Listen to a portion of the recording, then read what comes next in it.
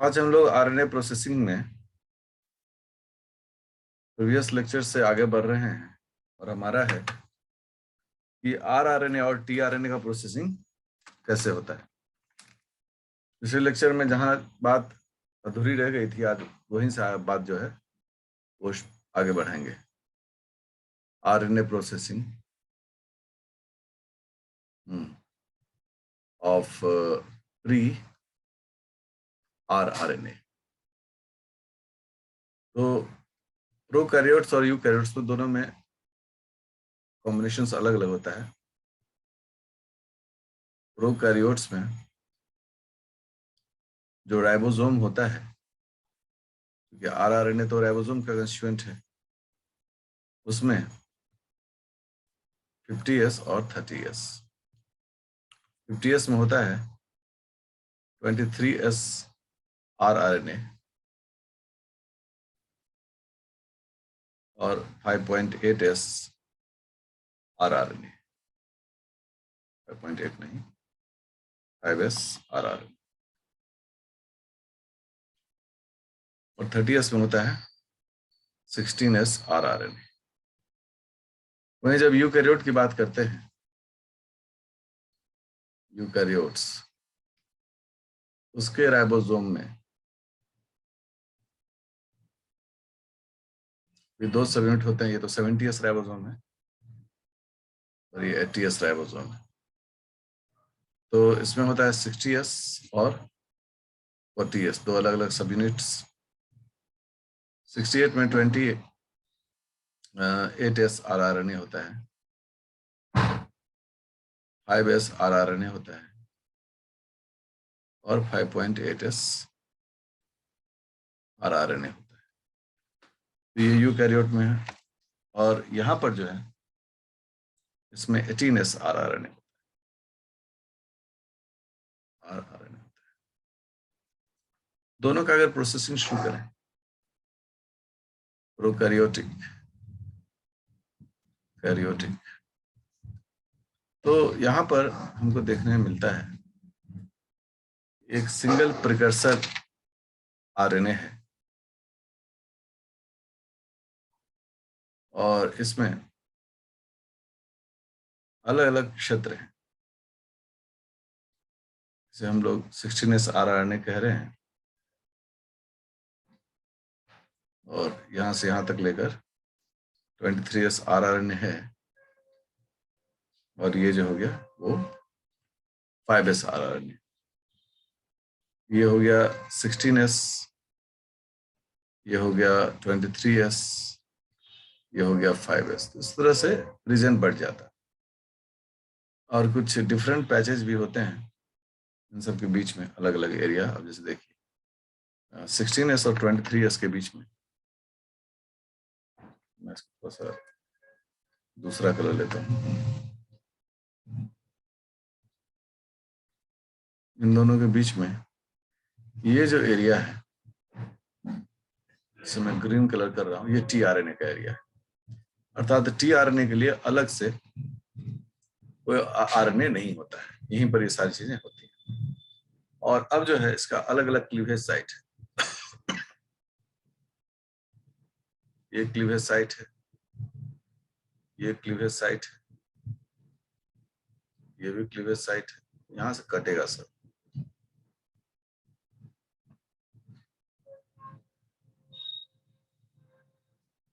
देखिए इस तरह से ये सभी अलग अलग साइट्स हैं। अब चूंकि है तो ये प्री आरआरएनए, मतलब आरएनए है। इस पूरे को मिलाकर एक शब्द में कहा जाता है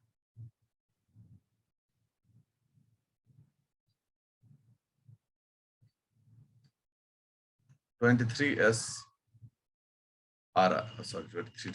तो ऑलरेडी, इसको मिलाकर कहा जाता है 30s आरआरएनए। और ये जो 30s आरआरएनए है, ये प्रिकर्सर है, मतलब इसी में प्रोसेसिंग होता है। यह 30s आरआरएनए जो है, इसमें अलग अलग जगह पर अलग अलग एंजाइम जो होते हैं उसका उपयोग किया जाता है। देखिए जैसे यहाँ पर जो है एंजाइम, सबका नंबरिंग कर देंगे। इसको हम लोग 1 मानते हैं। सबका बताएंगे 1 का मतलब क्या। इस 1 का मतलब है RNase 3। RNase का टाइप है ये RNase 3। तो यहाँ 1 हो गया। आगे बढ़ते हैं। इस जगह पर देखें, यहां भी 1 होता है, 1। लेकिन अब ऊपर तो जगह नहीं है तो हम नीचे ही कर देते हैं। ये जो है, ये कटिंग साइड पर दूसरा टाइप जो है वो मौजूद यहां पर रहता है, 2। और 2 क्या है? 2 है RNase फॉस्फेट P। ये इस तरह से हम देखिए कैसे इन सब का लेवलिंग किया जा रहा है। इस जगह पर दोनों ही जो है वो RNase 3 द्वारा काटा जाएगा। यहां पर कोई झंझट नहीं है, ठीक है। अब यहां भी जो है, ये जो जगह देख रहे हैं, ये RNase 1 द्वारा काटा गया, RNase 3 जिसको हम लोग कह रहे हैं, RNase 3 द्वारा। और उसके बगल में जो है उसके लिए एक नया RNase है जिसका नाम है 3। और यहाँ पर 3 किसको रिप्रेजेंट कर रहा है? 3 जो है वो रिप्रेजेंट कर रहा है RNase E, ठीक है। और जो लास्ट है वहां पर भी 3 ही है। ये भी जो कटेगा वो 3 के द्वारा ही काटा जाएगा। तो ये सभी जगह जो है वो बना हुआ है कि, अब जैसे देखें कि 16S RNA, 16S RNA को काट के हटाने के लिए अकेले RNase 3 जो है वो पर्याप्त है, ठीक है। tRNA के लिए आप देख रहे हैं कि RNase 3 और RNase P ये दोनों रिस्पॉन्सिबल है, तो tRNA निकल जाएगा, ये tRNA। 23S RNA के लिए फिर 1 मतलब RNase 3 ही रिस्पॉन्सिबल है, ये 23S RNA निकल जाएगा। जबकि 5S RNA के लिए क्या है? RNase 3, RNase E जो है वो रिस्पॉन्सिबल। तो अगर आप गौर करें यहां पर तो कुछ बातें बड़ी स्पष्ट होती।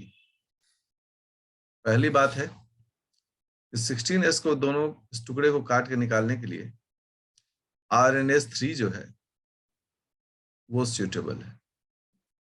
23 को निकालने के लिए भी RNase 3 जो है वो सूटेबल है। जबकि 5S के लिए क्या है? RNase E जो है वो सूटेबल है, ठीक है। tRNA के लिए दोनों का काम है, RNase 3 और RNase फॉस्फेट, RNase P, ये दोनों मिलकर tRNA को कट करके निकालता है। अब ये जो प्रिकर्सर्स है 16S का, tRNA का, 23S का, 5S का, अब कटिंग से पहले हम लिखते हैं बिफोर क्लीवेज, टुकड़ों में बंटने से पहले इसमें क्या होता है? इसमें होता है केमिकल मॉडिफिकेशंस, मतलब इसमें सूटेबल बदलाव किए जाते हैं। क्या क्या मॉडिफिकेशन में किया जाता है? तो पहला हो गया मिथाइलेशन, अर्थात मिथाइल ग्रुप को जोड़ना। दूसरा इसमें किया जाता है वो होता है स्यूडो यूरिडाइन, स्यूडो यूरिडाइन और डाइहाइड्रोक्सी यूरिडाइन, यूरिडाइन कन्वर्जन।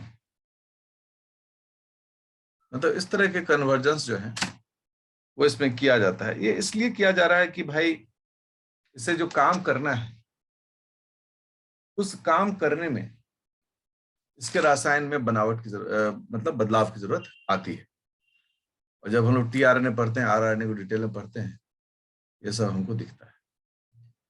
अब जब यह काम हो जाएगा, ये टुकड़ों में बटेगा, और देखिए टुकड़ों में कैसे ये अलग अलग होता है। अब हमको आ गया पहला टुकड़ा, ठीक है।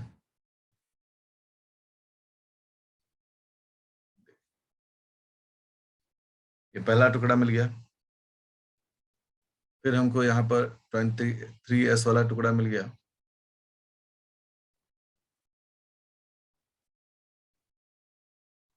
फिर ये छोटा वाला जो है उसका भी टुकड़ा हमको मिल गया। देखिए ये 3 टुकड़े मिल गए, और साथ में हमको ये जो टीआरएनए है उसका भी टुकड़ा मिल गया, ठीक है। और टुकड़े पूरे अलग नहीं होते हैं, इसलिए इसमें यहाँ पर अभी एक पैच होगा। अब यदि गौर करें हम, तो अभी भी 16s पूरी तरह से निकला नहीं है। 2 हिस्से जो है इसके साइड से जुड़े हुए हैं। तो इस पहला जो पार्ट टूटता है उसका होता है नाम 17s। ये हो गया प्री टीआरएनए, ये पूरी तरह से टीआरएनए नहीं है। ये भी टूटा 25s में, और ये में बहुत छोटा रहता है, इसलिए इसमें 5s ही ऑब्जर्व किया जाता है। अब क्या क्या होगा, अब ये जो हिस्सा है अनावश्यक हिस्सा, वो सब कटेगा। ये जितने मैं टिक लगा रहा हूँ ये सब हिस्सा भी क्या होगा, कट जाएगा। जैसे कट जाएगा, फाइनल ट्रिमिंग, फाइनल ट्रिमिंग जैसे हुआ वैसे क्या हो गया, हमको मिल गया 16s, 23s, 5s और टीआरएनए। और अब जो मिल रहा है वह बिल्कुल वही मिल रहा है जो हमें चाहिए।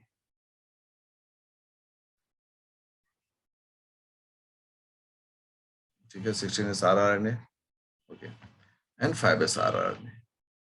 इस प्रकार से ये होता है आरएनए के लिए, वह होता है।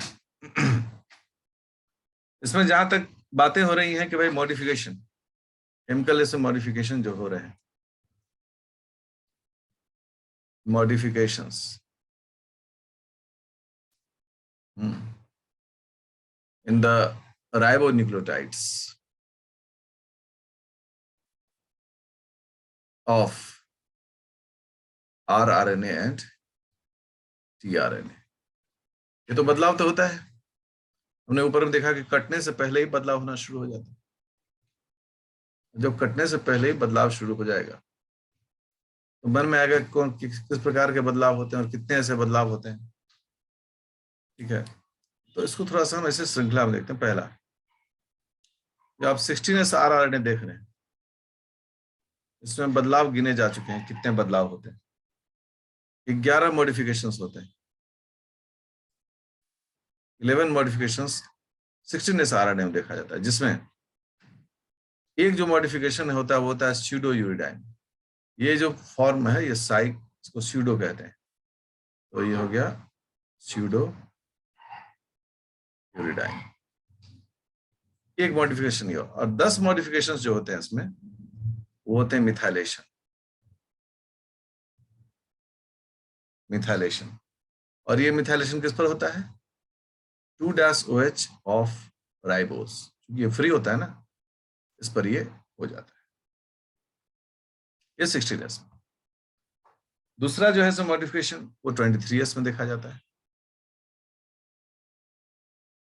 उसमें जो मॉडिफिकेशंस देखे जाते हैं, 23 तरह के मॉडिफिकेशंस देखे जाते हैं, 23 मॉडिफिकेशंस। और इस 23 मॉडिफिकेशंस को भी स्टडी कर लिया गया है। 3 प्रकार के मॉडिफिकेशंस इसमें देखे जाते हैं। पहला, 10 स्यूडो यूरिडाइन, 1 डाइहाइड्रोक्सी यूरिडाइन, और 12 मिथाइलेशन। सो स्पष्ट है कि कटने से पहले, कटकर ये जो ट्रिम होकर बनेगा, उससे पहले इसमें इतने तरह के मॉडिफिकेशंस जो हैं वह देखे जाते हैं।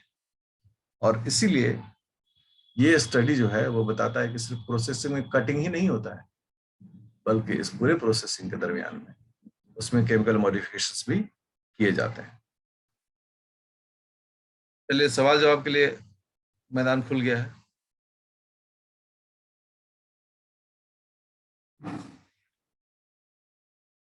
कोई सवाल जवाब अगर हो।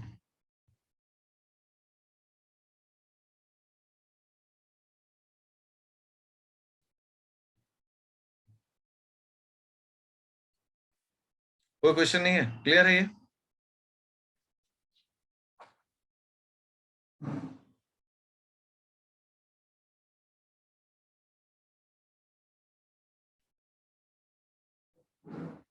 ये बढ़िया है, हम आगे बढ़ते हैं।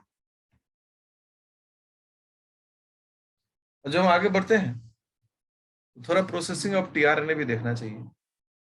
ज्यादा इसमें झंझट नहीं है, चूंकि ये शुरू में ही काम हो जाता है। तो टीआरएनए क्या होता है? स्मॉलेस्ट होता है, स्मॉलेस्ट आरएनए। इसमें लगभग 40 to 50, मतलब सेल में लगभग 40 to 50 आरएनए होते हैं, टाइप्स के। हम्म। और इसमें जो मॉडिफिकेशंस देखे जाते हैं,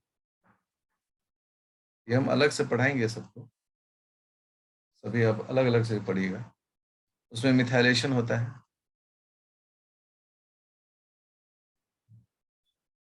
डीएमिनेशन होता है,